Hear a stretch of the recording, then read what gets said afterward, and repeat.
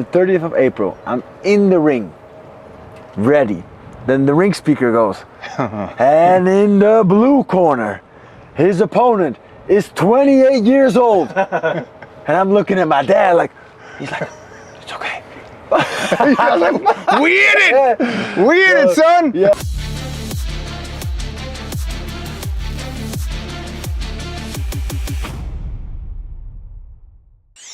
I've learned a lot over the 4 decades of health and fitness and being in the trenches with the greatest in the world. And one of those things I've learned a lot more about and how to build better muscle is nutrition and how it has changed over the decades. And that's why I have the Titan meal plan for you guys out there that are confused about nutrition. I'm gonna set you straight. Get a hold of me today. The link will be in the comments down below for you guys. Everybody, get over to the Titan meal plan and I'll see you in the Titan crew where I will fine tune any difficulties that you're having. I love it. So first off, thank you. Thanks I'm glad I got to reach out to you and touch base with you. And then 100%. Thanks for doing this today. So I got my first ice bath. So all my friends in Siegel, Pink Box Donut, Clark Bartram, you can stop teasing me. I'm going to make it happen. Yeah. Nice. I'm thinking I'll start out with like 92 degrees, you know. Oh, it's not a hot tub. Sorry. Yeah. Man, I am so missed on that. So you were friends with Big Shad, Gaspard. Yeah. Good cat. Yeah, 100%. Yeah. Fuck. So it always like gives me goosebumps because every time I come here is I came here like 6, 7, 8 years ago, and I was training at Golds, and he recognized me because he has family in the Netherlands. You're like kickboxing champion, right? Oh my god! And yeah, just like the energy he brought, and it was so nice and so warm, and he just started connecting me without any double agenda or second agenda, whatever. He just like started connecting me to everybody, to the stunt guys from 8711, which I still have a very close relationship with, to Frank Grillo, which we did the movie with, all different types of gyms and people, and oh my god, this guy, he had such a big heart. He was definitely that guy. So he knew my girl before I did, and he's the one that introduced us, kind of. Oh wow. Yeah, and so because when he moved out here, he and I started hanging out and stuff, and that's when he introduced me, and so he changed my whole world. And then you have kids. Yeah. And so I didn't have no kids, and he was the one saying, "Oh, you'd be a great father," and I never wanted kids. And just hanging out with him and how he was with his son, bringing him everywhere. Just so for you to know, so Shad was a good friend of ours. He passed away during Corona time. He drowned here in the ocean. So there was like a riptide. Yeah. So underwater, and he was there with his son, and everybody was pulled out the water. But he was like too deep, and he was there with his son, and the rescue people came, and he's like, pull out my son. So they pulled out his son, and a wave came, and he was gone. He never came up. So like 4 days later or something, he was there. But how he said his personality was, he was that guy. Always happy, always, just one of those rare breeds. Yeah, and he was always with his son. Always with his son. Yeah, he brought him everywhere, took him to the gym, took him boxing, even did some kickboxing with him. So it was such a tragedy, and especially like it was during Corona, because I couldn't even come over. And let me tell you the craziest thing for me about this whole situation was that now and then we would just call each other, like once every 2 months, and just check in. So, and exactly on that specific day, I was driving all the way from the top of all the way. Netherlands is not so big, but I was driving like for 2 hours. Let me call Shad. It's been like, I don't know, a month and a half. So let me just check in with him. It was that specific day that it happened. It was great. I was like, oh, yeah. And he always picked up, but he's like, oh, he's not picking up. Wow, you call me back later. So like, and then the next day I see all the Instagram posts, and I was, wow. I literally called him on that day. Like, I don't know what happened, but it was, yeah, that was crazy. He's a good cat. Yeah. And he changed my life in so many ways, introduced me, and then also seeing him, like you said, with his son. Yeah. And that was the reason we kind of, that discussion and that friendship made me open up to the possibility. Yeah. And I'm glad I did. Yeah. 100%. And so he knew that. Yeah, for me it was, I don't know, I think for a lot of people, he was a real life superhero.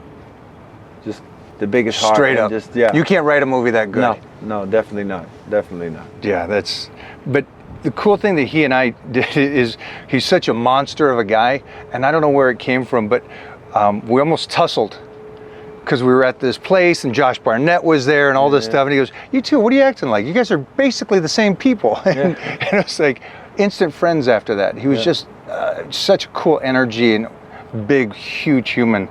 But what I loved about him too is because we were big teenagers, and I understand you were a monster as a youngster. Yeah. And so I liked that I had somebody else on the road that was like already big at that young age, and we already competing against men. Yeah. And you did the same thing. Yeah. By 16, you were competing against. So we just finished one movie. It turned out great. I am loving it. I love the dailies that we see. On to the next project. You finish, you keep going, you keep trying to go. That's, I guess, a better way to say it. And this next movie that I have booked, this is going to take all of me. This is going to take slice to the bone, all the character development, but also I need to be able to move and grow and keep that strength through this process. You'll understand why that is after you see the movie, but keeping the strength is key when you're dieting. And so I'm going to show you how to do that on Power-Bodybuilding. You guys have a great day, and I'll see you over there.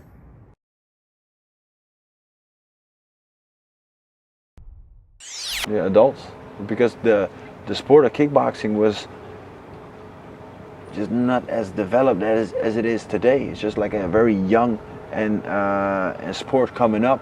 So back then the regulations were just like different. So for me, it was always hard when I was even younger than 16. It was hard to get fights, to organize fights, because there was just not a lot of people that were like my size, or the age difference was too big.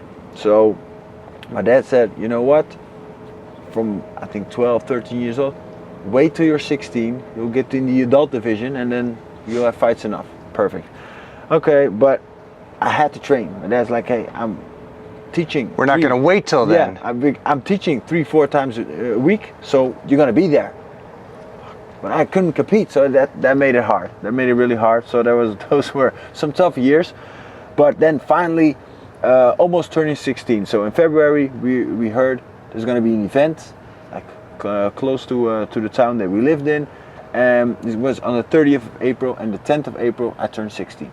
Perfect. We got an opponent. He's 21 years old. No experience, so perfect, right, let's go. So I turned 16, and I think like 2-3 days later, the phone rang.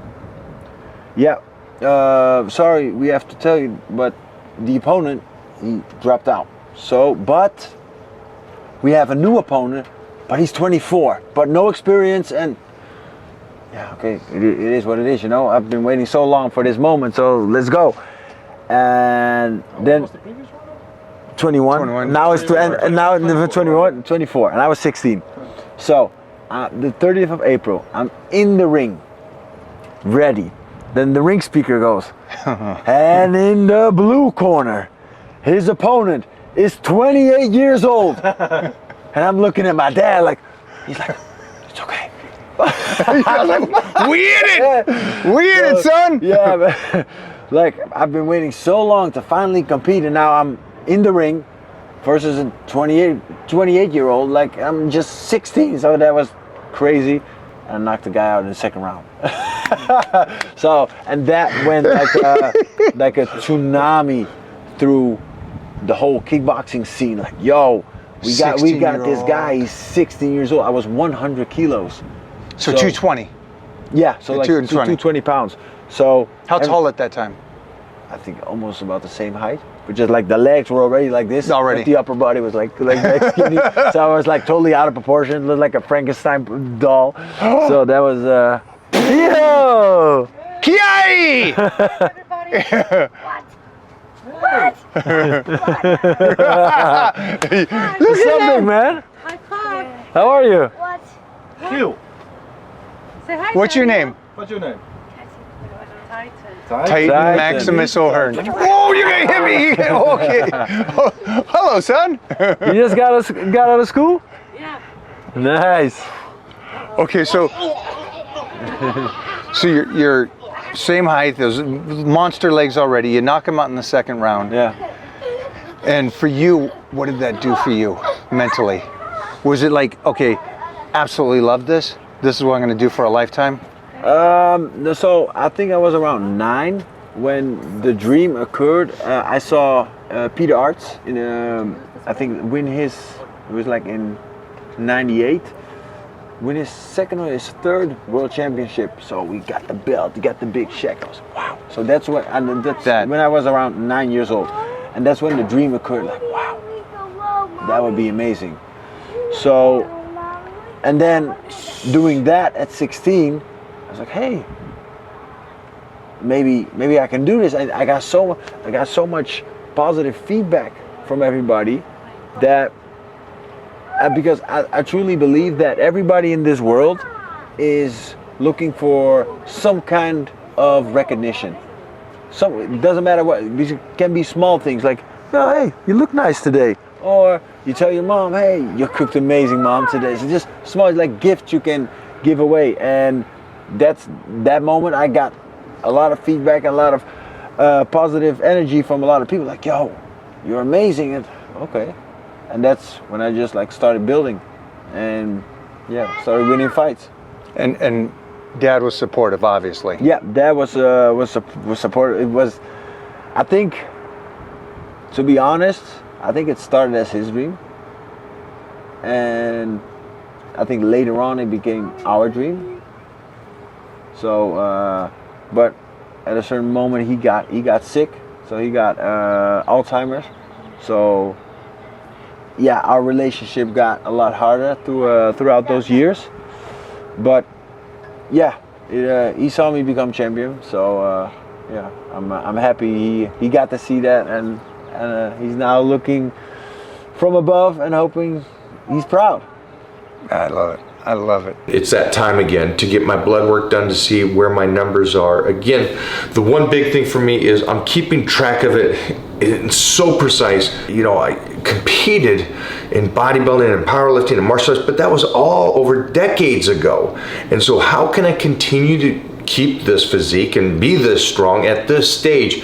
And so that is by optimizing my health with Titan Medical. It all stems from one thing: your blood work, what's going on inside of you. And that's the main thing that I'm focused about, is see how I can continue to not just be in the game. I don't want to be that guy. I don't want to be a weekend warrior. I don't want to say you got a dad bod.